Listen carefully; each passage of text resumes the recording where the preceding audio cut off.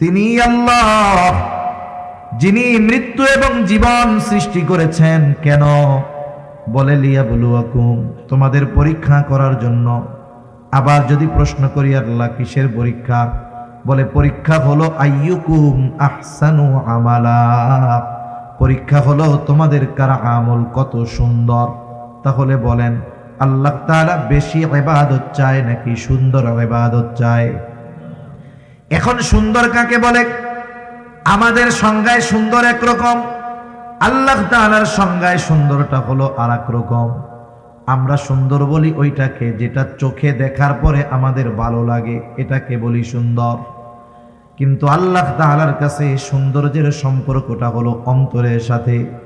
যদি আল্লাহ তাআলার কাছে চেহারা সৌন্দর্যের কারণে সুন্দর বলে বিবেচিত হইতো, তাহলে ওই আফ্রিকার মানুষগুলো এরকম দামি মানুষ হতে পারতো না। আল্লাহ তাআলার কাছে আফ্রিকার অনেক কালো মানুষের দাম অনেক। হযরত বেলাল রাদিয়াল্লাহু তাআলা আফ্রিকান লোক, কালো, বলেন তো আল্লাহর কাছে দাম কম না বেশি? তাহলে আল্লাহ তাআলার সংজ্ঞায় সুন্দর কারা? নবীজি বলেন ইন্নাল্লাহা লা ইয়ানজুরু ইলা সুওয়ারিকুম ওয়ালাকিন ইয়ানজুরু ইলা কুলুবিকুম, নিশ্চয়ই আল্লাহ তাআলা কারো সূরত দেখেন না, আল্লাহ তাআলা কারো সিরাত দেখেন না। আল্লাহ তাআলা দেখেন না কে কত সুন্দর, কার বংশ কত বড়, কার বংশ কত ভালো। আল্লাহ কি দেখেন? বলে ওয়ালাকিন ইয়ানজুরু ইলা কুলুবিকুম, বরং আল্লাহ তাআলা দেখেন কার অন্তর কেমন, কার হৃদয়টা কেমন। এখন ইবাদত কবুলের অন্যতম দ্বিতীয় শর্ত ইখলাস। বলেন ইখলাস কি দেখার সাথে সম্পৃক্ত না হৃদয়ের সাথে সম্পৃক্ত? মনে করেন আপনাদের মসজিদে আইসা আমি হুজুর নামাজে দাঁড়ায় গেছি, মসজিদ ভরা মুসল্লি, হুজুর নামাজে দাঁড়িয়েছে, সকলে হুজুরের দিকে তাকায়। বাপ বাপ আমারও যে মানুষ তো আমারে দেখতেছে, আমার নামাজ দেখতেছে, তাইলে আমার নামাজটা একটু সুন্দরভাবে পড়তে হবে। আমি লম্বা কেরাত করলাম, সুন্দরভাবে ধীর স্থিরতার সাথে রুকু করলাম, রুকু হইতে সুন্দর হয়ে দাঁড়াইলাম, এরপরে সুন্দরভাবে সেজদা করলাম, একেবারে এমন ধীর স্থিরতার সাথে নামাজ 2 রাকাত শেষ করলাম। মুসল্লি সব দেখা বলে কত সুন্দর নামাজ। বলেন তো মুসল্লিদের কাছে নামাজটা সুন্দর, কিন্তু আল্লাহর কাছে সুন্দর নাকি? কেন? বলে এই নামাজ আমি আল্লাহকে দেখানোর জন্য পড়ি নাই, মানুষকে দেখানোর জন্য পড়ছি। এই জন্য আমার আপনার ইবাদত যদি আল্লাহকে দেখানোর জন্য করা হয় তথা আল্লাহর জন্য করা হয়, ওই ইবাদতটা আল্লাহ তাআলার কাছে সুন্দর ইবাদত বলে গণ্য হয়। আর যদি মানুষকে দেখানোর জন্য ইবাদত করা হয়, ওই ইবাদত কিছু কিছু সময় শাস্তির কারণ হবে।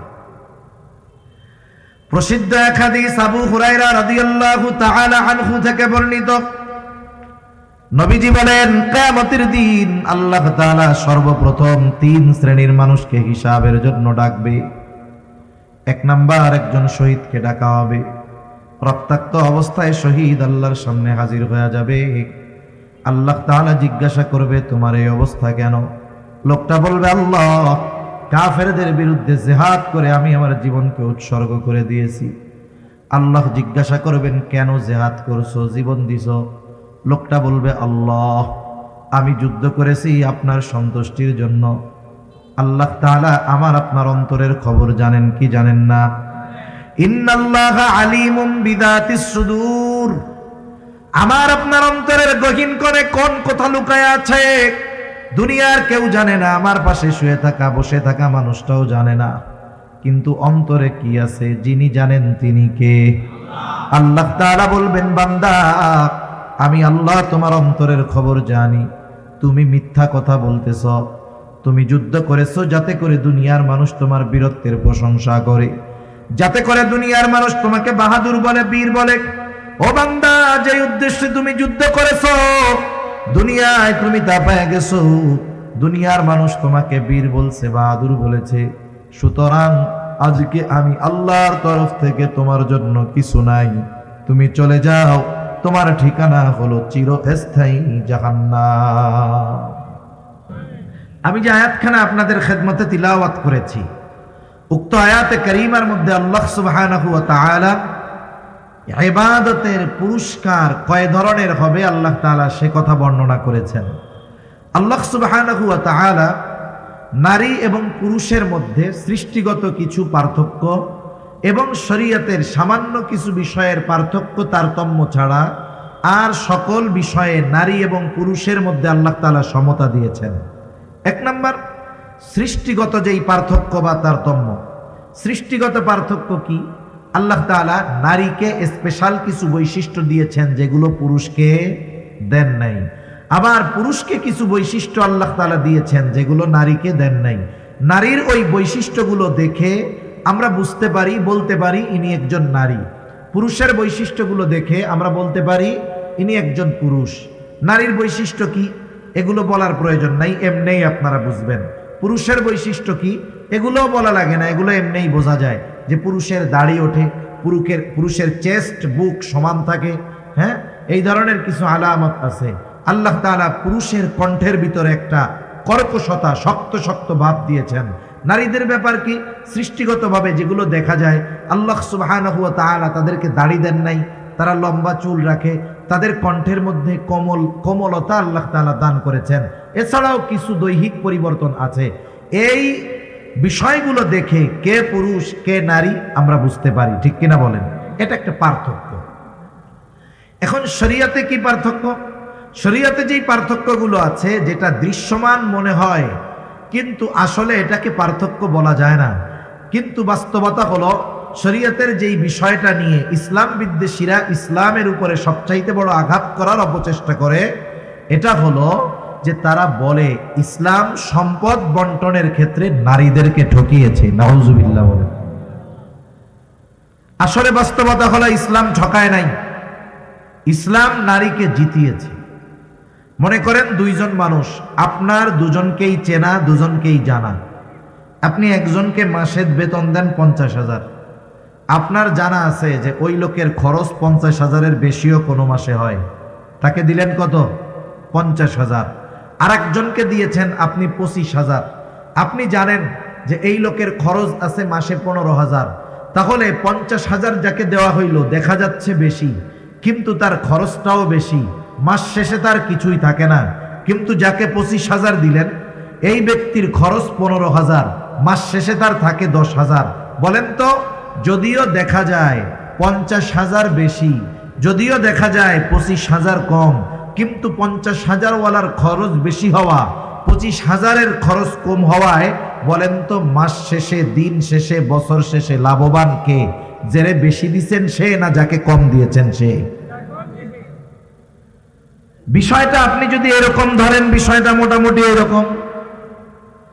আল্লাহ তাআলা পুরুষকে দিয়েছেন নারীর দ্বিগুণ, দেখা যায় নারীকে দিয়েছেন অর্ধেক কম, কিন্তু বাস্তবতা হলো নারীকে যা দিয়েছেন তাই থেকে যায়, একটুও কমে না। নারী যখন বাবার ঘরে থাকে, নারী যখন কন্যা বাবার ঘরে, এই নারী, এই মেয়েটার বিবাহ হওয়ার আগ পর্যন্ত, বিবাহ 15 বছরে হোক, 18 বছরে হোক, 20 বছরে হোক, 25 বছরে হোক, 30 বছরে গিয়াও যদি তার বিবাহ হয়, এই বাবা ওই মেয়ের বিবাহের আগ পর্যন্ত, 30 বছরেও যদি বিবাহ হয়, ওই 30 বছর পর্যন্ত ওই মেয়ের খরচ চালাতে বাধ্য। ওই মেয়ের খরচ চালাতে কি বলেন?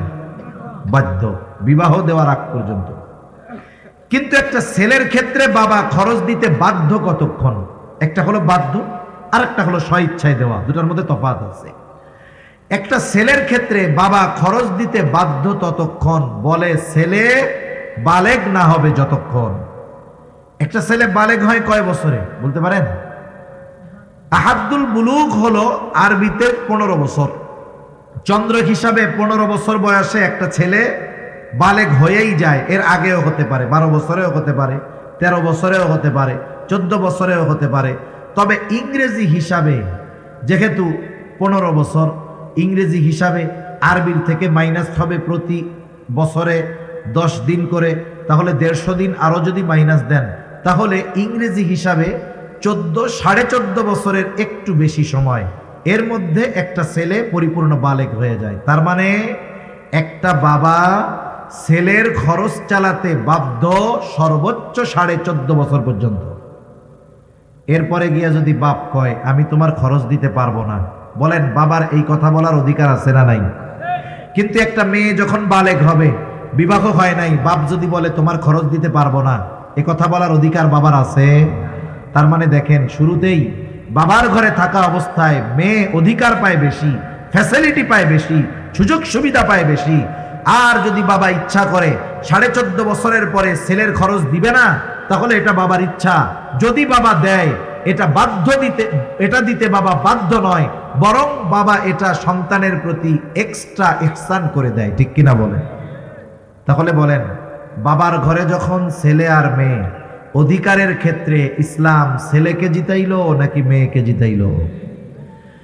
এবার মেয়েটার বিবাহ হবে, বিবাহ যে করতে যাবে সে যদি যাইয়া কয় আমি বিবাহ করতে রাজি, কিন্তু মেয়ের খাবার দিতে পারবো না, পোশাক দিতে পারবো না, বাসস্থান দিতে পারবো না, চিকিৎসার খরচ দিতে পারবো না, পর্দায় রাখতে পারবো না, এই পারবো না, তাইলে বলেন ওর সাথে কি মেয়ে বিবাহ দিবে না ওরে পিটানি দিবে? কবুল বলার আগে এই বিষয়গুলোর ব্যাপারে সে সম্মতি দেয়। ঠিক কিনা বলেন? যে আমি সব দায়িত্ব নিয়ে এখন আমি বিবাহ করলাম। তাহলে একটা মেয়ে যখন বিবাহের পরে স্বামীর ঘরে যায়, এই স্বামী তার সব খরচ চালাতে বাধ্য, তার কোনো খরচ নাই। ওষুধ লাগবে 10 টাকার, ওইটাও স্বামী দিতে বাধ্য। খাবার খাবে, স্বামী দিতে বাধ্য।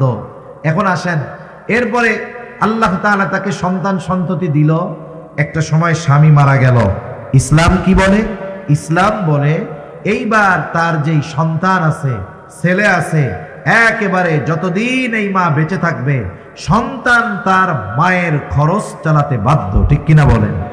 বরং ইসলাম এটাকে চূড়ান্তভাবে সিদ্ধান্ত দিয়ে দিয়েছে আল্লাহ তাআলা, মা বাবার এই খরচ বার্ধক্যকালে তারা চালাবে, সদাচরণ করবে। তাহলে বলেন, একটা মেয়ের বাবার ঘরে, স্বামীর ঘরে, সন্তানের কাছে যখনই থাকবে তার কোনো খরচ আছে? জোরে বলেন, খরচ আছে? কিন্তু একটা ছেলে, তার জীবনের শুরু থেকেই খরচ, বিয়ে করতে গেলে খরচ, পোলাপান হইলে খরচ, অসুস্থ যদি বউ হয় খরচ, মা বাপ অসুস্থ হইলে তার খরচ, সন্তানগুলো অসুস্থ হইলে তার খরচ। তার মানে ছেলের খরচের কোনো শেষ নাই, মরার আগ পর্যন্ত তার খরচ। ঠিক কিনা কর? তাহলে বলেন, যদিও দেখা যায় যে ইসলাম ছেলেকে বেশি দিয়েছে ঠিক, দেখা যায় বেশি, বলেন তো ছেলের খরচ কম না বেশি? আর মেয়েকে দেখা যায় অর্ধেক দিয়েছে, কিন্তু মেয়ের কোনো খরচ আছে? তাহলে এই দৃষ্টিকোণ থেকে ইসলাম মেয়েকে ঠগায় নাই, ইসলাম মেয়েদেরকে এই জায়গায় জিতিয়ে দিয়েছে। সুবহানাল্লাহ বলেন। এজন্য যারা ইসলাম বিদ্বেষী, যারা বলে যে ইসলাম নারীদেরকে ঠকিয়েছে, এটা তাদের একটা শয়তানি মার্কা কথা। কি মার্কা কথা বলেন? শয়তানি মার্কা কথা। আল্লাহ তাআলা বুঝবার তৌফিক দান করুক। কিন্তু ইবাদতের ক্ষেত্রে আল্লাহ তাআলা এমনটা কখনো করবেন না যে একজন ছেলে রোজা রাখলে 1 সওয়াব, মেয়ে রোজা রাখলে আর 1 সওয়াব, এরকম নাকি? ইবাদতের ক্ষেত্রে সকলের প্রতিদান সমান। এই যে ইবাদতের মৌসুম আসতেছে, আমি যেই কথাটা মূলত আপনাদের সাথে একটু আলোচনা করতে চাই, এই যে ইবাদতের মৌসুম আসতেছে, আমরা এত কষ্ট করে ইবাদত করব, রোজার মাস, ওই মাসে যে নামাজ পড়ে না সেও 5 ওয়াক্ত নামাজ পড়ে, চেষ্টা করে পড়ার। এরপরে যে গুনার মধ্যে জড়িয়ে থাকতো সেও চেষ্টা করে গুনার থেকে বেঁচে থাকবো। এত পরিশ্রম করে রাত জেগে ইবাদত করবে, কষ্ট করবে, তারাবির নামাজ পড়বে। এখন যদি এই আমলগুলো আল্লাহর কাছে কবুল না হয়, কিয়ামতের দিন যদি দেখে দুনিয়ায় তো নামাজ কালাম ঠিকমতো পড়ি নাই, যাও পড়ছিলাম তাও কবুল হয় নাই, তাইলে এই ব্যক্তির মতো কষ্ট আর কারো কি হবে বলেন? এজন্য আমাদের চেষ্টা করা দরকার, যেই ইবাদতগুলো করব ওই ইবাদতগুলো যেন আল্লাহ তাআলার কাছে কবুল হয়। এখন আসেন, আল্লাহ তাআলা কি বলেন? আল্লাহ তাআলা বলেন, কারিন আও উনসা ওয়া হুয়া মুমিন ফালানুহিয়ান্নাহু হায়াতান তাইয়্যিবা ওয়ালানাজজিয়ান্নাহুম আজরাহুম বিআহসানি মা কানু ইয়ামালুন। আল্লাহ রাব্বুল আলামিন বলেন, মান আমিলা সালিহান মিন যাকারিন আও উনসা ওয়া হুয়া মুমিন। আল্লাহ তাআলা বলেন, যে নারী অথবা পুরুষ নেক আমল করে আর সে মুমিন, সোজা কথা হলো ঈমান অবস্থায় যেই নারী অথবা পুরুষ নেক আমল করে তথা আমলে সালেহ করে, আল্লাহ তাআলা বলেন তার জন্য দুই ধরনের পুরস্কার। এক ধরনের পুরস্কার আল্লাহ তাআলা দিবেন দুনিয়ায়, আর এক ধরনের পুরস্কার দিবেন আখিরাতে। ঈমান সহকারে যদি নারী অথবা পুরুষ নেক আমল করে, আমলে সালেহ করে, বলেন তো কয় ধরনের পুরস্কার? এক ধরনের পুরস্কার আল্লাহ তাআলা দিবেন দুনিয়ায়, আর এক ধরনের পুরস্কার আল্লাহ তাআলা দিবেন আখিরাতে। প্রথমে একটা জিনিস আমাদের মনে রাখতে হবে, যখন ঈমান অবস্থায় কেউ কোনো আমল করে, ভালো কাজ করে, আর ওই ভালো কাজগুলো কবুল হওয়ার যেই শর্ত সেগুলো যদি ঠিক থাকে, তাহলে ওই ঈমানদার তার ভালো কাজের প্রতিদান শুধু দুনিয়ায় পায় তা নয়, বরং ওই ভালো কাজের প্রতিদান দুনিয়াতে অল্পই দেওয়া হয়, বরং ওই ভালো কাজের পূর্ণ প্রতিদান আল্লাহ তাআলা তাকে আখিরাতে দিয়ে দেয়। আর যদি কোনো বেঈমান দুনিয়ায় ভালো কাজ করে, বেঈমান যদি দুনিয়ায় কোনো ভালো কাজ করে, আল্লাহ তাআলা তার ওই ভালো কাজের প্রতিদান শুধু দুনিয়ায় দেয়, আখিরাতে দেয় না। কেউ যদি কোনো ভালো কাজের প্রতিদান আখিরাতে চায়, অবশ্যই তাকে ঈমানদার হওয়া লাগবে। আমাদের কথা যেহেতু ঈমানদার নারী পুরুষের বিষয়ে, এই জন্য এদিকেই আমরা কথাটা বলি। এখন আসেন, আল্লাহ তাআলা প্রথমে বললেন ঈমানদার নারী অথবা পুরুষ যদি আমলে সালেহ করে। এখন কথা হইল আমলে সালেহ জিনিসটা কি? একটা হলো শুধু আমল, আর একটা হলো আমলে সালেহ। আমল যে কেউ করতে পারে, অসুবিধা নাই, কিন্তু সবার আমলটা আমলে সালেহ হয় না। আমলে সালেহ হলো ওই আমল যেই আমল আল্লাহ তাআলার কাছে কবুল হয়। কি হয় বলেন? কবুল হয়। আমলে সালেহ হওয়ার জন্য অনেকগুলো শর্ত আছে। কম্পালসারি যেই শর্ত সেটা তো ঈমান, এটা তো থাকলোই। ঈমান যদি না থাকে তো আমলে সালেহই হবে না। সাথে সাথে আরো কয়েকটা বিষয় যদি আমরা ঠিক রাখতে পারি, তাহলে আমার আপনার আমল যদি অল্প হয়, ছোট হয়, ওই অল্প আমলের জন্য বড় প্রতিদান যিনি দিবেন তিনি কে? তাহলে আমল যদি আল্লাহ তাআলার কাছে কবুল করাতে হয়, তাহলে 1 নাম্বার ঈমান তো লাগবেই, 2 নাম্বার লাগবে ইখলাস তথা নিয়তের বিশুদ্ধতা লাগবে, যে আমি এই আমলটা কার জন্য করতেছি। আমি নামাজ পড়তেছি কার জন্য? আমি হজ করতেছি আলহাজ হাজি হওয়ার জন্য নাকি আল্লাহর জন্য? আমি দান সদকা করতেছি কার জন্য? আল্লাহর জন্য। এই বিষয়গুলো আগে ফিক্সড করতে হবে। মোট কথা হলো আমার ছোট বড় সকল আমল আল্লাহ তাআলার জন্যই করতে হবে। ইখলাস বিষয়টা দেখা যায় না। ইখলাসের সম্পৃক্ততা হলো অন্তরের সাথে। কিসের সাথে? এজন্য আল্লাহ রাব্বুল আলামিনের কাছে ইখলাসওয়ালা ইবাদত বড় সুন্দর ইবাদত বলে পরিগণিত হয়। আল্লাহ তাআলা বেশি ইবাদত চান না, আল্লাহ রাব্বুল আলামিন সুন্দর ইবাদত চান। পবিত্র কোরআনুল কারীমের সূরাতুল মুলক আল্লাহ তাআলা বলেন, আল্লাযী খালাকাল মাউতা ওয়াল হায়াতা লিয়াবলুয়াকুম আইয়ুকুম আহসানু আমালা। তিনি আল্লাহ যিনি মৃত্যু এবং জীবন সৃষ্টি করেছেন। কেন? বলে লিয়াবলুয়াকুম, তোমাদের পরীক্ষা করার জন্য। আবার যদি প্রশ্ন করি আল্লাহ কিসের পরীক্ষা? বলে পরীক্ষা হলো আইয়ুকুম আহসানু আমালা, পরীক্ষা হলো তোমাদের কার আমল কত সুন্দর।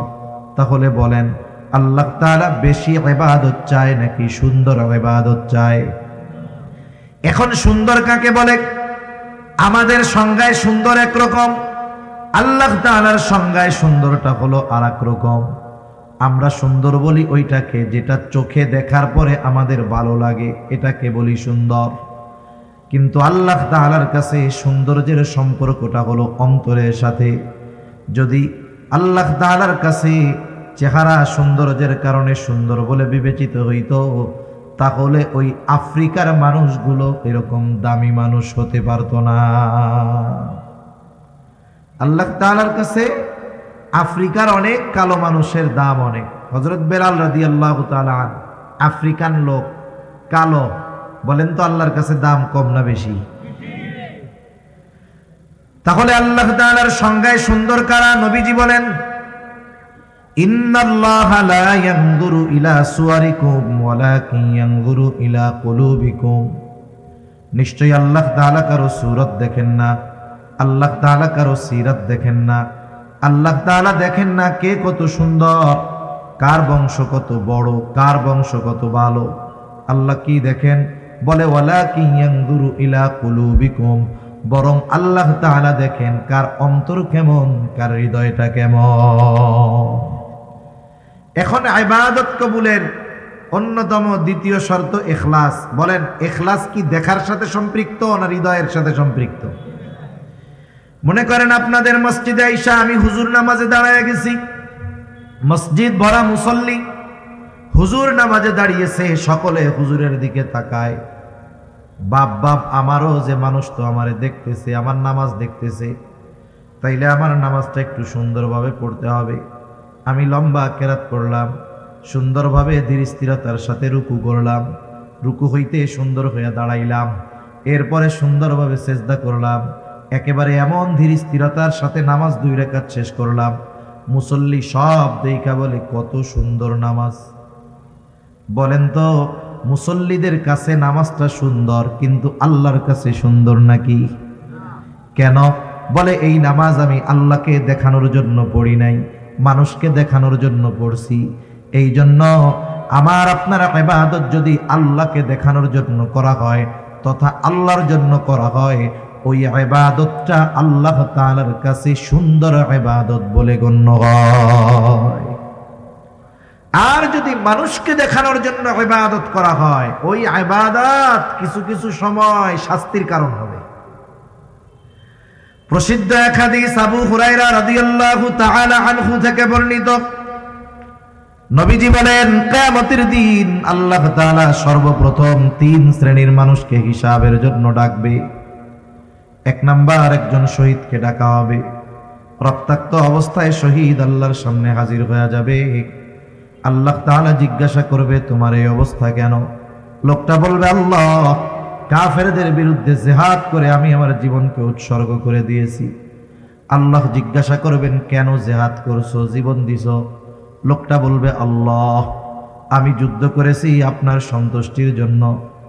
আল্লাহ তাআলা আমার আপনার অন্তরের খবর জানেন কি জানেন না?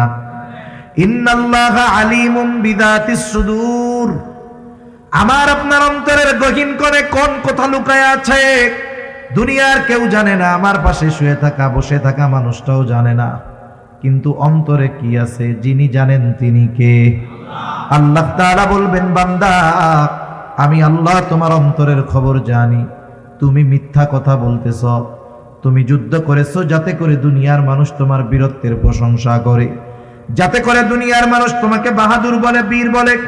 ও বান্দা, যে উদ্দেশ্যে তুমি যুদ্ধ করেছো, দুনিয়ায় তুমি তা পেয়ে গেছো, দুনিয়ার মানুষ তোমাকে বীর বলছে, বাহাদুর বলেছে।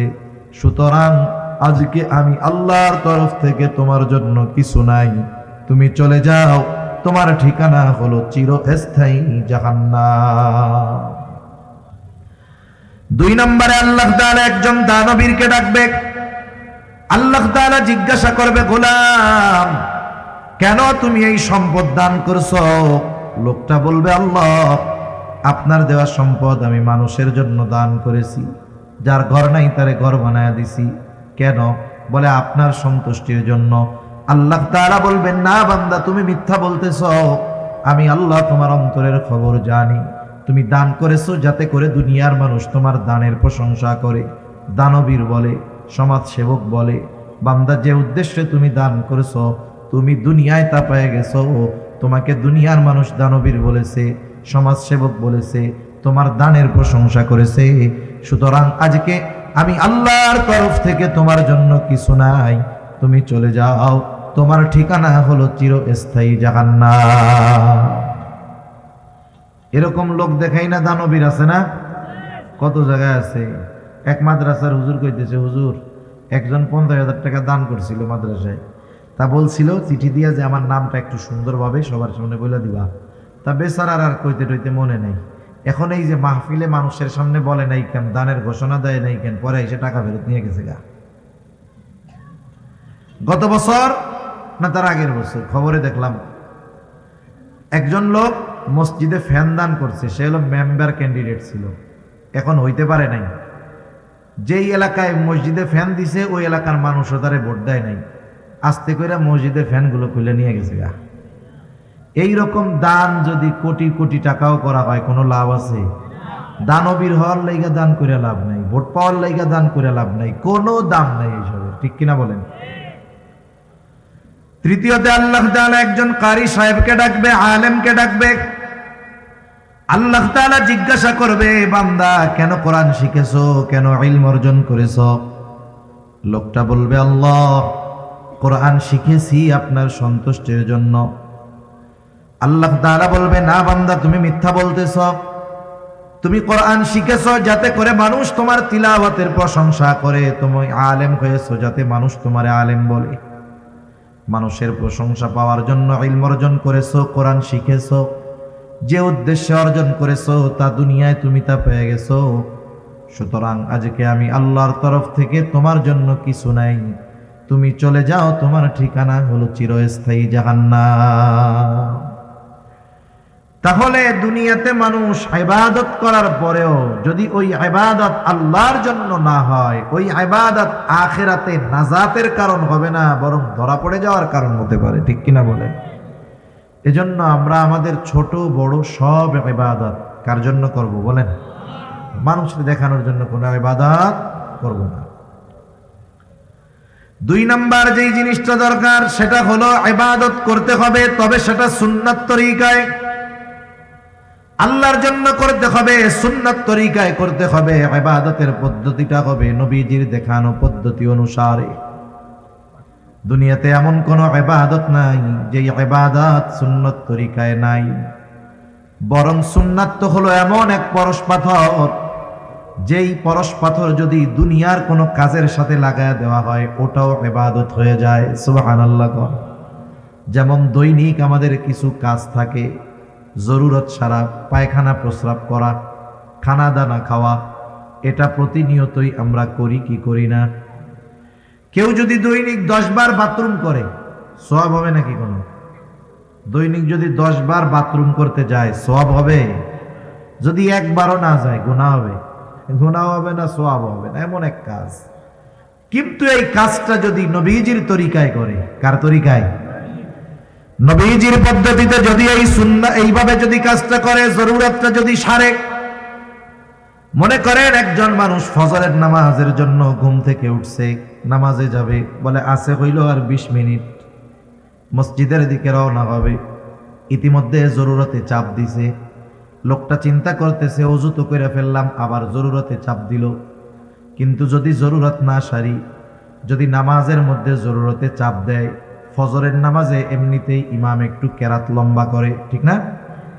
যখন জরুরতে চাপ দিবে নামাজের মধ্যে, নামাজের একাগ্রতা নষ্ট হবে। আর যখন জরুরতে চাপ দিবে নামাজে দাঁড়ানো অবস্থায় যদি কষ্ট হয়, ইমাম সাহেব সূরা কাউসার পড়লেও মনে হবে যে বাকারা পড়তেছে। কথা বুঝেন নাই? পড়তেছে ইন্না আতাইনা কাল কাউসার। এখন আমার তো পেটের মধ্যে অবস্থা খারাপ, কি মনে হবে যে কি রে, এই সূরাও দেখি শেষ হয় না। উনি চিন্তা করল তাহলে আমি জরুরত সেরেই নামাজে যাই, ওযু করছি তাতে কি? জরুরত সেরে যদি নামাজে যাই, নামাজের মধ্যে একাগ্রতা হবে, প্রশান্তির সাথে নামাজটা শেষ করা যাবে। এই নিয়ত করে উনি বাথরুমের জন্য রওনা হইলেন। বাথরুমে ঢোকার আগে প্রথম সুন্নাত হইল মাথাটারে ঢাইকা ঢুকতে হবে। কি ঢাইকা ঢুকবো বলেন? মাথা ঢেকে ঢুকবো। বিজ্ঞান এখন বলে বাথরুমে মাথা ঢেকে ঢুকাটা জরুরি। আর নবীজি 1500 বছর আগে জানায় দিছেন, তোমরা যখন ইস্তেনজায় যাইবা খালি মাথায় নয়, বরং মাথাটা ঢাইকা যাইবা। এই মাথা ঢাকতে হবে টুপি দিয়া হোক আর গামছা রুমাইল দিয়া হোক। বিজ্ঞান বলে কেন ঢাকতে হবে? বলে মাথার চুল আর মাথার যেই চামড়া এটা বেশ স্পর্শকাতর। স্পর্শকাতর হওয়ার কারণেই দেখবেন যে খুশকি যত সব মাথার মধ্যে হয়, চুল যত ছোট হোক, কিছুদিন সাবান টাবান না দিলে খুশকি হয় কি হয় না? আমরা তো কত ছোট ছোট চুল রাখি, এখন তো আমার হিসাবে বড় হয়ে গেছে। তাই ছোট অবস্থায় শ্যাম্পু কয়েকদিন না করলে মাথার মধ্যে খুশকি হয়ে যায়। কেন? বলে মাথার চামড়া ময়লা টানে বেশি, ব্যাকটেরিয়া টানে বেশি, জীবাণু টানে বেশি। চুলটা ওইরকম জীবাণুর সাথে ওর একটা সম্পর্ক ভালো, এই জন্য ধুলাবালি ময়লা ব্যাকটেরিয়া চুল টানে, এবং এই মাথার স্ক্রিন চামড়া ও ব্যাকটেরিয়াকে খুব কাছে টানে। এই জন্য মাথা ডাইকা যদি যাওয়া হয় তাহলে ওই জায়গার ব্যাকটেরিয়া বাথরুমের মধ্যে যেগুলো থাকে ওগুলো মাথার সাথে এর কোনো সংযোগ হবে না, বাইচা থাকা যাবে। আচ্ছা দেখেন, চুল ছোট হইলেও খুশকি পড়ে যায়, এই জায়গা দিয়া ময়লা হয়ে যায়। কিন্তু দেখেন তো অনেক মুরব্বীর দাড়ি আছে, জিজ্ঞাসা করেন তো দাড়ির মধ্যে কোনোদিন খুশকি হয়েছে নাকি? দাড়িতে খুশকি হয়? তার মানে এই জায়গার চামড়া আর এই জায়গার চামড়ার মধ্যে কি আছে? তফাৎ আছে। এটা বলতেছে বিজ্ঞান এখন। আর নবীজি ১,৫০০ বছর আগে বলছে মাথা ডাইকা বাথরুমে যাও। আমরা সুন্নাত অনুযায়ী আমল করব। স্পেশাল যদি কোনো ফজিলত থাকে দুনিয়ার, ওইটা এমনিই পাবো, ঠিক কিনা? এরপরে বাথরুমে যখন ঢুকবে, ঢোকার আগে দোয়া পড়বে। আমি বড় বড় সুন্নাত গুলা বলতেছি। বাথরুমে ঢোকার আগে দোয়া পড়বে। অনেকে বোঝে না, বাথরুমের মধ্যে ঢুইকা এরপরে দোয়া পড়া, এরপরে বসে না। আগে দোয়া পড়তে হবে, এরপরে ঢুকবে। বাম্পা দিয়ে ঢুকবে, বাথরুমের মধ্যে বসবে, জরুরত সারবে। টিস্যু থাকলে টিস্যু, ঢিলা কুলুক থাকলে ব্যবহার করবে, পরিষ্কার পরিচ্ছন্ন হবে পানি দিয়া।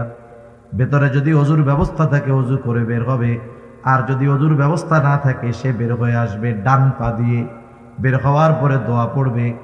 এই যে দেখেন জরুরতটা সারলো কেন? বলে নামাজের সুবিধার্থে। কোন পদ্ধতিতে সারছে? বলে সারছে হলো নবীজির তরিকায়। এই কাজটা এমনি করলেই করতে পারতো, কিন্তু যখন নবীজির সুন্নাতকে এই কর্মের সাথে লাগায় দিল, এই কর্মটাও তার আমল নামায় সওয়াব যোগ হওয়ার কারণ হয়ে গেল। যেখানে দুনিয়াবি কাজগুলো যদি নবীর তরিকায় করা হয়, এইটায় সওয়াব পাওয়া যায়। আর ইবাদত অবশ্যই এটা সুন্নাত তরিকায় করতে হবে, ঠিক কিনা বলেন? এজন্য অনেক সময় বলে না যে আমরা সুন্নাত তরিকায় নামাজ পড়বো। এই সুন্নাত তরিকার নামাজ শিখতে হয়। আমরা ওলামায়ে কেরাম, ইমাম সাহেব, এনাদের কাছ থেকে গিয়ে নামাজটা কি করব? শিখবো। যে কোনো ইবাদতের সুন্নাত পদ্ধতি আছে। এত নয়েজ কেন ভাই? মাত্রাতিরিক্ত নয়েজ। আওয়াজও এত মিষ্টি না, কর্কশ। মনিটরের আওয়াজ হবে একবারে সফট, নরম, কানে এসে লাগতেছে। তাহলে যে কোনো ইবাদত এটা করব কোন তরিকায়? বলে সুন্নাত তরিকায়। কি তরিকায়? সুন্নাত তরিকায়।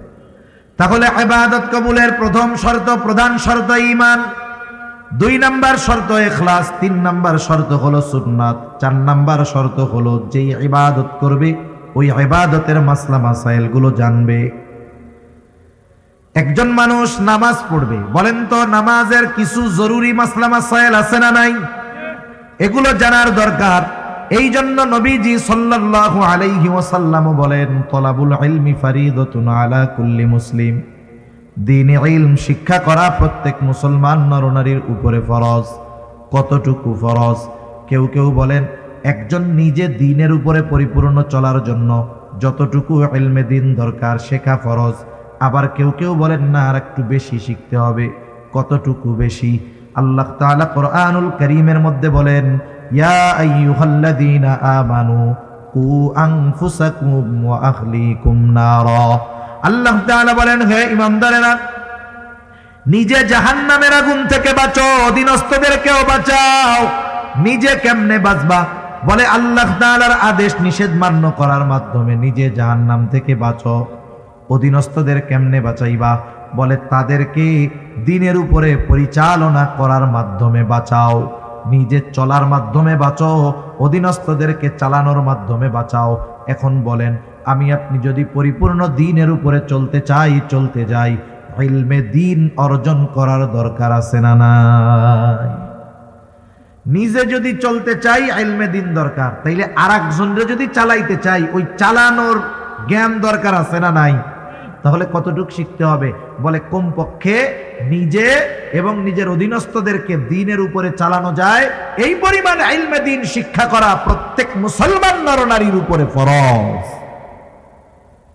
এখন বাস্তবতা হইল আমাদের সমাজের অনেক মানুষ আছে নামাজি, ভালো মানুষ, 5 ওয়াক্ত নামাজ পড়ে, কিন্তু আফসোস এই পরিমাণ ইলমে দ্বীন সে শিক্ষা করে নাই, তাহলে তো সে গুনার মধ্যে আছে, ঠিক কিনা বলেন?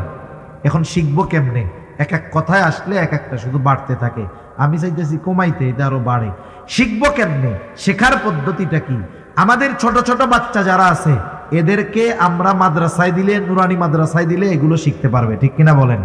শুনেন, যে জামানা আসতেছে, আগামী প্রজন্ম দিনহীন হয়ে যায় কিনা, দিন শূন্য হয়ে যায় কিনা, তাদেরকে তো নাস্তিক মুরতাদ বানানোর জন্য আমাদের পাঠ্যপুস্তকের মধ্যে নাস্তিক্যবাদ, সেকুলারিজম, ধর্মহীনতা, সমকামিতা সহ সকল ধরনের পাপাচার শিক্ষা দেওয়ার অপচেষ্টা চলতেছে, ঠিক কিনা বলেন? আমরা বুঝতেছি যে এই শিক্ষার দ্বারা আমাদের সন্তান জান্নাতের রাস্তা বহুদূর, ওর জাহান্নামে এলো দৌড়ায় দৌড়ায় যাবে। কেউ চায় না যে তার সন্তান বদ্দিন হোক। তাহলে কি করার দরকার? বলে সন্তানদেরকে আগে দিন শেখাইতে হবে। আপনি আগে আপনার সন্তানটাকে মাদ্রাসায় দিবেন, দিন শিখাবেন। একটা ছেলে যদি নুরানিতে 3, 4 পর্যন্ত পড়ে, আশা করা যায় ওই ছেলেটা জরুরতে দিন তথা দিনের উপরে চলার জন্য যতটুকু জ্ঞান অর্জন করা ফরজ, ততটুকু আলহামদুলিল্লাহ সে অর্জন করে ফেলে। তাহলে কি হইল? আপনি তাকে যে এই যে দিনের উপরে চালানোর জন্য দিন শেখাইলেন, এটা তার হক আপনার উপরে ছিল। আপনি যেই বাপ, ডাক্তারের বাপ, ইঞ্জিনিয়ারের বাপ, অনেকে এসে গর্বের সাথে বলে আমার 3 পোলা ডাক্তার। আপনি ডাক্তার বানাইছেন, ঠিক আছে, টাকা কামাইবে, অসুবিধা নাই, কিন্তু এই ডাক্তারকে যদি আপনি ওই পরিমাণ দিন শেখানোর ব্যবস্থা না করেন, ওই ডাক্তার যদি কিয়ামতে জাহান্নামে যায়, আপনি বাপরে আগে জাহান্নামে নেওয়ার ব্যবস্থা সে করবে, ঠিক কিনা বলেন? এজন্য জাগতিক লাইনে যা বানান না কেন সেটা পরের হিসাব, কিন্তু তার ভিত্তিমূলক শিক্ষাটা দিনই শিক্ষায় দেন। এটা এখন আমাদের জন্য সর্বোচ্চ জরুরি, কারণ আমাদের সন্তানদের ক্লাস 3 থেকেই নাস্তিক বানানোর কর্মকাণ্ড এরা চালু করে দিচ্ছে, ঠিক কিনা বলেন? সন্তান আপনার, ভবিষ্যৎ আপনার সন্তানের, চিন্তা করবেন, সিদ্ধান্ত নেবেন, এটাও আপনারা। আমরা শুধু আপনাদের বলে দিতে পারি, আপনাদের সিদ্ধান্ত নিয়ে নেওয়ার ক্ষমতা বা সিদ্ধান্ত দেওয়ার ক্ষমতা আমাদের নাই। আমরা সতর্ক করতে পারি, ঠিক কিনা বলেন? তাহলে দিন ইলম ছোট মানুষদের তো শিক্ষা করবে। এখন আমরা বুড়া মুরব্বী, আমরা কোত্থেকে শিখবো? আপনারা আপনাদের মসজিদের ইমাম সাহেবের সাথে বলেন যে হুজুর, দিন ইলম শিক্ষা করা তো প্রত্যেক মুসলমানের উপরে ফরজ। কোন বিষয়গুলো বা কতটুক শিক্ষা করা ফরজ আমরা তো জানি না। আপনি দৈনিক আমাদের 1 ঘন্টা সময় দেন, আধা ঘন্টা সময় দেন, যে আমরা জরুরতে দিন তথা যে বিষয়গুলো ফরজ এগুলো আমরা একটু শিখি। আসল কথা হইল, চার দোকানে টিভি দেখা 5 ঘন্টা কাটাইতে কষ্ট হয় না, কিন্তু ইমাম সাহেবের কাছে গিয়া 1 ঘন্টা দিন শিখতে গেলে জান বাইর হয়ে যায়, ঠিক কিনা বলেন? আপনার আমার সুযোগ আছে, এই জবাবদিহিতা আল্লাহ তাআলার কাছে করতে হবে। এটা বলতে পারবো না যে হুজুর আল্লাহ আমরা শিখি না, এর জন্য মোল্লারা দায়ী। কেন? শেখার জন্য তো নিজের আগ্রহের দরকার। আপনার সময় ছিল, সুযোগ ছিল, 4 দোকানে টিভির সামনে বসে আড্ডা দিয়ে গল্প দিয়ে কাটাইছেন, আপনি 1-1.5 ঘন্টা সময় মসজিদে ইমাম সাহেবের কাছে দিতে পারেন নাই, এর জন্য ধরা খাইতে হবে কি হবে না? এজন্য এখন থেকে, আজকে থেকে দৃঢ় প্রতিজ্ঞাবদ্ধ হব। যারা মনে করেন যে আমার জরুরতে দিন, যতটুক দিন শেখা ফরজ জানা নাই, আপনি ইমাম সাহেবের সাথে পরামর্শ করেন, হুজুর কোন কোন বিষয়গুলো শিখতে হবে, একটা একটা করে আমাদেরকে এক একদিন শিখাইয়া দেন। যদি 2, 4, 6 মাস মেহনত করেন, সর্বোচ্চ মুরব্বী মানুষ জেহেনে ধরবে কম, এই 6টা মাস যদি একটু মেহনত করেন, ইনশাআল্লাহ যতটুকু দিন শেখা ফরজ আপনি শিখে ফেলতে পারবেন। যদি না শিখেন কি হবে? দেখা গেল এই গুরুত্বপূর্ণ ইবাদত গুলো নষ্ট হবে, আপনি টেরও পান না। যেমন একটা বলি, নামাজের ভেতরে বাহিরে 13 ফরজ। কত ফরজ? জোরে বলেন, কত ফরজ? বলেন তো, ফরজ ছুইটা গেলে নামাজ থাকবে না যাবে? এখন একজন নামাজির যে ফরজ ছুইটা গেছে, এটা বোঝার জন্য তাকে আগে নামাজের বাহিরে ভিতরের 13 ফরজ জানতে হবে। যদি না জানে, কোন টাইমে যে ফরজ ছুটছে জানেই তো না, এখন ও যতই না জানুক, কিন্তু আর নামাজ তো থাকবে। নামাজের ওয়াজিব 14টা, ওয়াজিব ছুটে গেলে সাহু সিজদা দিতে হয়। সাহু সিজদা না দিলে নামাজ হবে না। এখন যে নামাজের ওয়াজিব 14টা, এটা তো আগে তাকে জানতে হবে। জানলেই না বুঝবে যে আমার ওয়াজিব একটা ছুটছে, এখন সাহু সিজদা দিব। ফরজ ছুটে গেলে নামাজ শেষ, সাহু সিজদা দিলে কাজ হবে না। ওয়াজিব ছুটে গেলে সাহু সিজদা দিতে হবে, দিলে নামাজ হয়ে যাবে, না দিলে হবে না।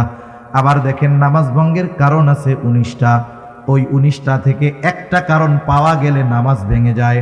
দেখা গেল নামাজ ভঙ্গের কারণগুলো জানা নাই, 19টা থেকে একটা যদি সংগঠিত হয়ে যায়, বলেন তো নামাজ থাকবে না যাবে? তাহলে এই যে নামাজ ভাঙ্গার কারণ 19টা শিখতে হবে, এটাও শেখা ফরজ। নামাজের ওয়াজিবগুলো জানাও ফরজ, নামাজের ফরজগুলো জানাও ফরজ। আবার বলেন তো ওযু ভঙ্গের কারণ কয়টা? বলে 7টা।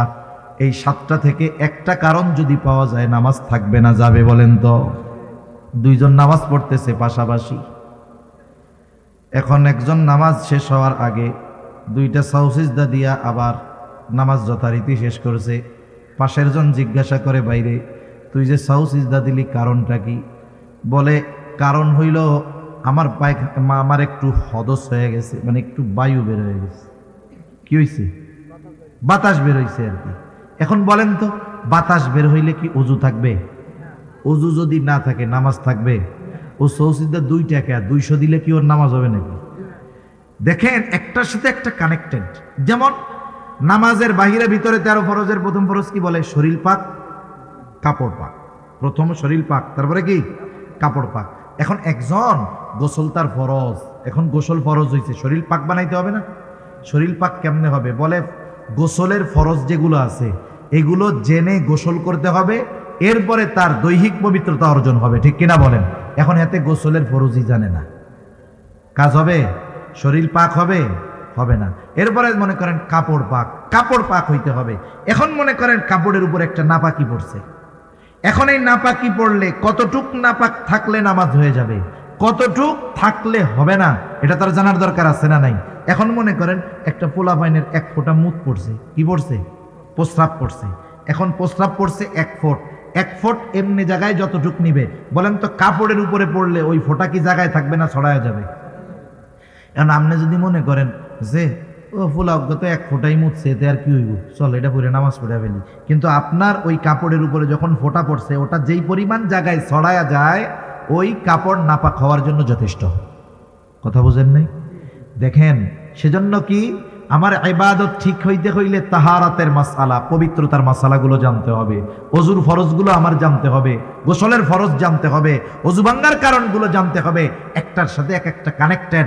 আসল বিষয় হলো এগুলো সমাজের অনেক মুসল্লি জানে না, শিখতেও চায় না। ঠিক কিনা বলেন? শিখতে চায় না কেন? বলে আমি যে গোসলের ফরজগুলো জানি না, আমি যে ওযুর ফরজগুলো জানি না, এটা যদি হুজুরে জানে তাইলে তো আমি লজ্জায় শেষ। শরম না? শরম। হুজুরের মাঝে মধ্যে গরম কথা কয়, পোলা 3টা বিদেশে থাকে তো গরম কথা কয় হুজুররে। এখন যেই হুজুররে এত গরম কথা কই, সেই হুজুর জানে যদি আমি ওযু ভাঙার কারণ জানি না, তাহলে লজ্জা না? এই যে আপনি লজ্জায় হুজুরের কাছে গেলেন না, শিখলেন না, দুনিয়ায় একটু লজ্জা পাইলেও আখেরাতে ডান্ডা বাড়ি খাওয়া লাগতো না। ঠিক কিনা বলেন? এজন্য এই সব বিষয়ে লজ্জা শরম করা যাবে না, এসব বিষয়ে লজ্জা পাওয়া যাবে না। ওলামায়ে কেরামের কাছে গিয়ে, মসজিদের ইমাম সাহেবের কাছে গিয়ে এই বিষয়গুলো প্র্যাকটিক্যাল ভাবে আমাদের শিখতে হবে। শিখবো তো ইনশাআল্লাহ। নাহলে এত কষ্ট করে ইবাদত করলাম, যদি এই বিষয়গুলো না জানার কারণে ইবাদত না হয়, তাহলে এর চাইতে কষ্টের আর কিছু আছে? একজন করে নাই, শাস্তি খাইছে, ভালো কথা। আপনি কইরা কবুল হয় নাই, শাস্তি খাইলেন, তাহলে কষ্ট বেশি লাগবে কি লাগবে না? আমি আপনি জানি না জানি, যদি ফরজ ছুটে যায় নামাজ শেষ। যেমন আগুন জ্বলতেছে, এখন আগুন, একজন হাত দিছে আগুনের মধ্যে, এখন ওই লোকের জানা নাই যে আগুনে হাত দিলে হাত পুড়ে যায়, তার জানা নাই, কিন্তু এই না জানা সত্ত্বেও সে যদি আগুনে হাত দেয়, আগুন কি বলবে নাকি লোকটা তো জানে না, আমি পুড়াই দেই, তাহলে এবারের মতো মাফ করে দেই? মাফ করবে নাকি পুড়াইয়া দিবে? আগুনের পোড়ানো কত কঠিন। আপনি আমি মাসালা জানি না, নামাজ পড়তে দাঁড়াইছি, এ ব্যর্থতা আমার, এ ব্যর্থতা আপনার। উচিত ছিল তো ইবাদতটা করার আগে ইবাদতটা যথাযথভাবে শিখে নেওয়া। ঠিক কিনা? আগে ছিল, আমরা যখন ছোটবেলায় মক্তবে পড়ছি, নামাজ শিখছি হায়াতে, যে আমাদেরকে আমাদের মা বাবা ফজরের নামাজের জন্য ডাকতো না। ডাকতো না কেন? বয়স তো 5 বছর, নামাজ ফরজ হয়েছে নিয়েও না, কিন্তু 5 বছর 6 বছরে মক্তবে না গেলে খবর ছিল। তার মানে আমরা ওই সময় গিয়ে মক্তবে গিয়ে ইবাদত করার পদ্ধতি শিখছি। যখন একটু বড় হয়েছি, ওই যে 7 বছর 8 বছর বয়স হয়েছে, নামাজ তো শিখে গেছি, এখন ফজরের সময় না উঠলে পিটানি। তার মানে আগে শেখার জন্য পিটাইছে, যে আগে শিখবে এরপরেই না পড়বে। যখন শিখে গেছি এরপরে পড়ার জন্য চাপ দিছে। তাহলে বলেন নামাজ পড়ার আগে নামাজের মাসলা মাসাইলগুলো জানা জরুরি না? তাহলে দেখেন তো আমরা কত মানুষ আছি যে আমাদের এই ইলমগুলো জানা নাই। সেজন্য আমার অনুরোধ, রোজা আসতেছে, রোজা ভাঙ্গার কারণও জানার দরকার, রোজার ফরজগুলো জানা দরকার। আমরা আমাদের ইমাম সাহেব ওলামা একরামের কাছে শিখে পরামর্শ করে শিখবো তো ইনশাআল্লাহ। একটু একটু করে দৈনিক শিখলে বছর শেষে দেখবেন অনেক শেখা হয়ে গেছে।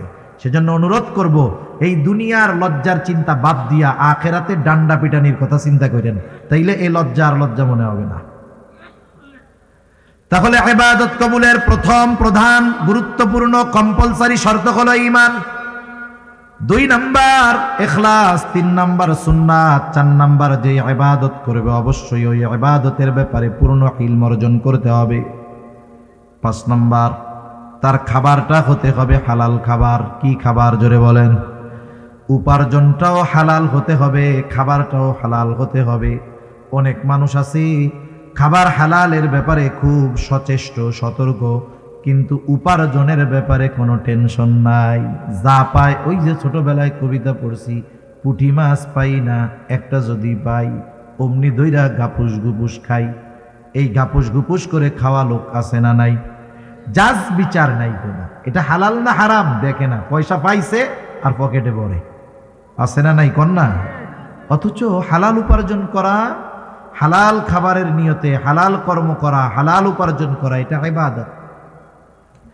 নবীজি সাল্লাল্লাহু আলাইহি ওয়াসাল্লাম বলেন, কাসবুল হালালি ফরিদাতুম বাদাল ফরিদা, ফরজ ইবাদতের পরে অন্যতম ফরজ ইবাদত হলো হালাল উপার্জন করা। কোন ব্যক্তি যদি হালাল উপার্জনের নিয়তে হালাল কর্ম করে আর যদি ফরজ ইবাদতগুলো যথাযথভাবে করে, এই ব্যক্তি যখন হালাল খাওয়ার নিয়তে, হালাল উপার্জনের নিয়তে হালাল কর্ম করে, তার ওই হালাল কর্মটাও তার আমলনামায় ইবাদত হিসাবে যোগ হয়ে যায়। সেজন্য যারা হালাল কর্ম করে, কর্ম ছোট হইলেও লজ্জা পাওয়ার কোনো কারণ নেই।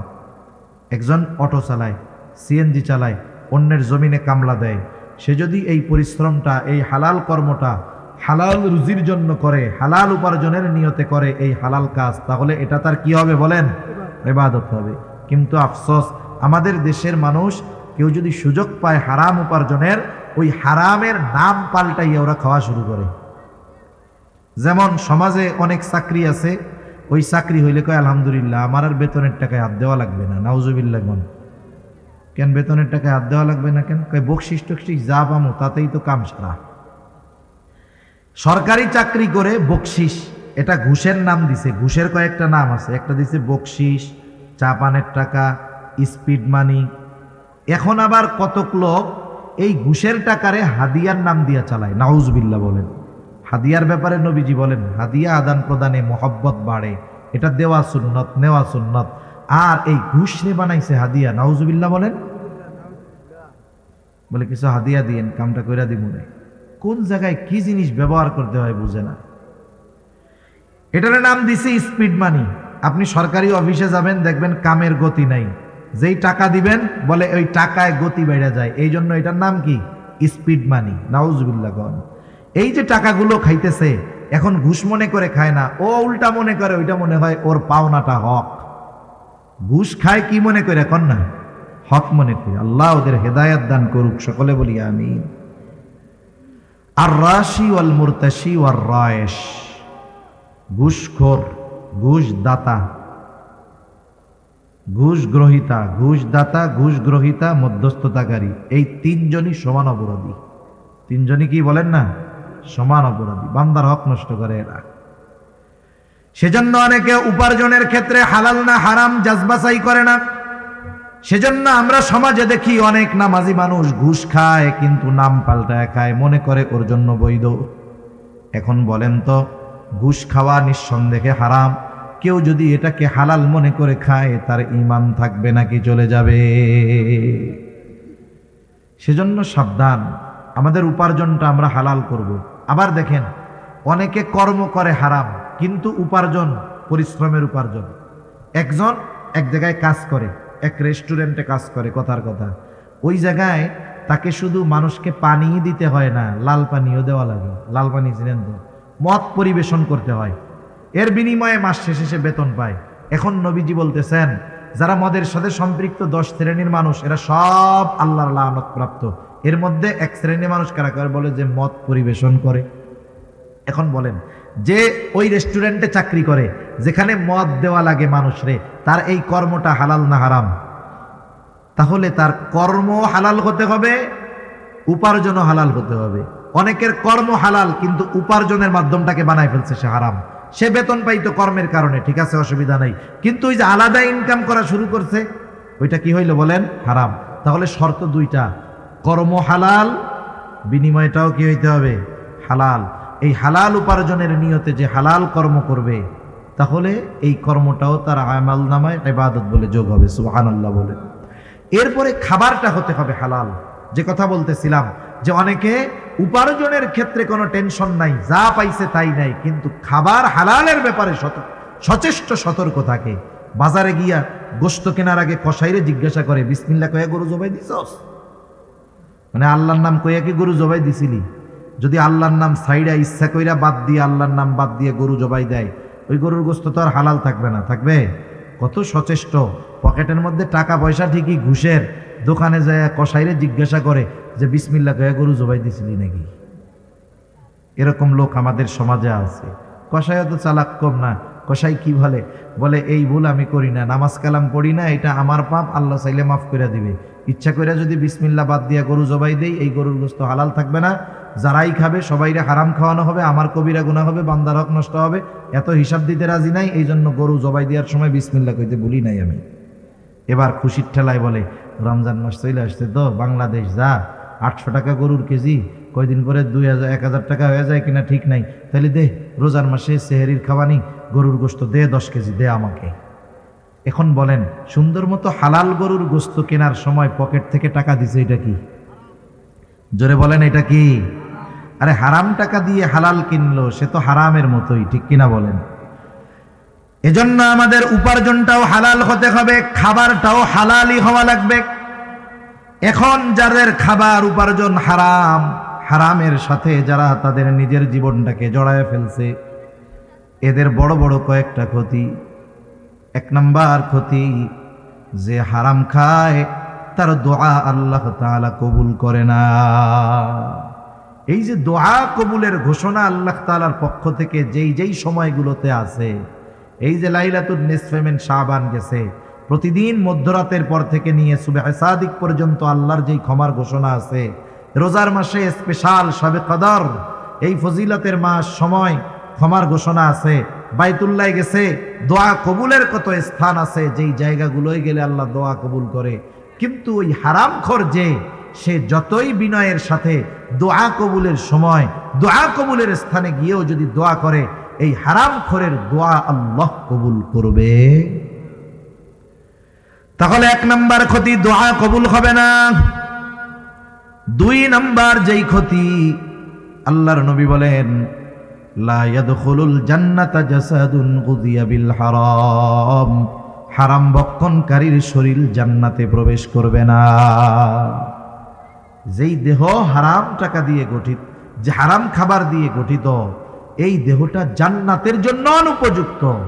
একটু চিন্তা করে দেখেন তো, দুনিয়ার সামান্য সুখ স্বাচ্ছন্দ্যের কথা চিন্তা করে, দুনিয়া একটু ভালো পড়ার লোভে, একটু ভালো খাবার আশা করে যারা উপার্জনকে হারাম বানিয়েছেন, খাবারকে হারাম খাবার দ্বারা দেহ গঠন করতেছেন, এই মানুষগুলার শরীরকে আল্লাহ তাআলা, আল্লাহর নবী জানিয়ে দিয়েছেন জান্নাতের জন্য এগুলো অনুপযুক্ত বলে ঘোষণা করা হয়েছে। 3 নাম্বার ক্ষতি, বলে তার ইবাদত কবুল হবে না। আল্লাহ তাআলা বলেন ইয়া আইয়ুহার রাসূলু কুলু মিনাত তাইয়্যিবাতি ওয়া'মালু সালিহা। আল্লাহ তাআলা বলেন হে রাসূলগণ, কুলু মিনাত তাইয়্যিবাত, আপনারা পবিত্র খান, ওয়া'মালু সালিহা, আর আমলে সালেহ করেন। বুজুর্গানে দ্বীন বলেন, আল্লাহ ওয়ালাদের জবানে শুনেছি যার খাবার পবিত্র হয় না তার ইবাদত আল্লাহর কাছে কবুল হয় না। যারা খাবার পবিত্র হয় না তার আমলে সালেহ হয় না। তার মানে খাবার পবিত্র দরকার, এরপরে যদি আমল করে, অন্যান্য শর্তগুলো যদি ঠিক থাকে, তার ইবাদত আল্লাহ তাআলা কবুল করে নেয়। হারাম খাবারের চতুর্থ, হারামের চতুর্থ ক্ষতি, বলে হারামকে যদি কেউ হালাল মনে করে ঈমান থাকে না। কেউ যদি হারামকে হালাল মনে করে ঈমান থাকবে? আল্লাহ যেটাকে হারাম বলেছে সে যদি সেটাকে হালাল মনে করে, বৈধ মনে করে, ঈমান থাকবে না। এ দুনিয়ায় কত মানুষ আছে হারাম খাইয়াও আলহামদুলিল্লাহ কয়, সুদের টাকা খেয়ে আলহামদুলিল্লাহ বলে। বলেন তো, কেউ যদি বিসমিল্লাহ বলে ঠাট্টা মস্কারা করতেছে, বিসমিল্লাহ কইয়া মদ খায়, ওর ঈমান থাকবে না যাবে? কেউ যদি এমনে মদ খায় কবিরা গুনাহ হবে, কিন্তু যদি সে মদকে বৈধ হালাল মনে করে কিন্তু মদ খায় না, তার ঈমান চলে যাবে। বিসমিল্লাহ বলে খাইছে, শেষ। খাইয়া আলহামদুলিল্লাহ কইছে, শেষ। এজন্য বুঝতে হবে যে কত সতর্ক সচেষ্ট থাকার দরকার আমাদের। হারামকে হালাল মনে করলে ঈমান থাকবে না। আমাদের সমাজে কত মানুষ সুদের টাকায় ফ্যামিলি চলে, কত সুন্দর খায় আর কয় আলহামদুলিল্লাহ, আছে না নাই? চাকরি করতো, সরকারি চাকরি, 20,000, 25,000, 30,000 টাকা বেতন পায়। তখন চাকরিকালীন সময় ভালো চলে নাই, এখন চাকরি নাই, খুব শান্তিতে আছে। এখন জিজ্ঞাসা করে কেমন চলে এখন? আগে তো চাকরি ছিল, এখন তো চাকরি নাই। কয় আগের চাইতে আরো ভালো চলে। কেমনে চলে? কয় 1 কোটি টাকা পাইছিলাম, এক জায়গায় রাখছি, আমারে মাসে মাসে 1 লাখ দেয়, আলহামদুলিল্লাহ খুব ভালো চলতেছে। এখন বলেন তো, এই সুদের টাকা, স্পষ্ট সুদের টাকা খেয়ে যদি কেউ আলহামদুলিল্লাহ বলে, অবস্থা টাইট না? এজন্য সতর্ক সচেষ্ট থাকার দরকার। হযরত চলে আসছে, আমার আলোচনা শেষ। দেখেন, এখন এই শর্তগুলো ঠিক থাকলে মুমিন নারী পুরুষ যেই হোক তার ইবাদত কবুল করবেন কে? ইবাদত যদি কবুল হয় তাহলে কয় ধরনের পুরস্কার? বলে 2 ধরনের। এক ধরনের পুরস্কার দুনিয়ায়। দুনিয়ায় কি দিবে? বলে ফালা নুহইয়ান্নাহু হায়াতান তাইয়্যিবা, দুনিয়ায় আল্লাহ তাআলা তাকে পবিত্র এক জিন্দেগি দান করবে। আখিরাতে কি দিবে? বলে ওয়ালা নাজজিয়ান্নাহুম আজরাহুম বিআহসানি মা কানু ইয়ামালুন, আর আখিরাতে আল্লাহ তাআলা তাকে কি দিবে? বলে দুনিয়ায় যেই পরিমাণ আমল করছে তার চাইতে বহুগুণ প্রতিদান আল্লাহ তাআলা তাকে দিবে। এজন্য সম্মানিত সুধী, আমলের মৌসুম, ইবাদতের মৌসুম চলে আসছে। আমরা এই শর্তগুলোকে ঠিক রেখে আমরা আমাদের ইবাদতগুলো করব তো ইনশাআল্লাহ, তাহলে দুনিয়ায় উত্তম প্রতিদান, আখিরাতে উত্তম প্রতিদান। আল্লাহ সুবহানাহু ওয়া তাআলা আমাদের সবাইকে কথাগুলো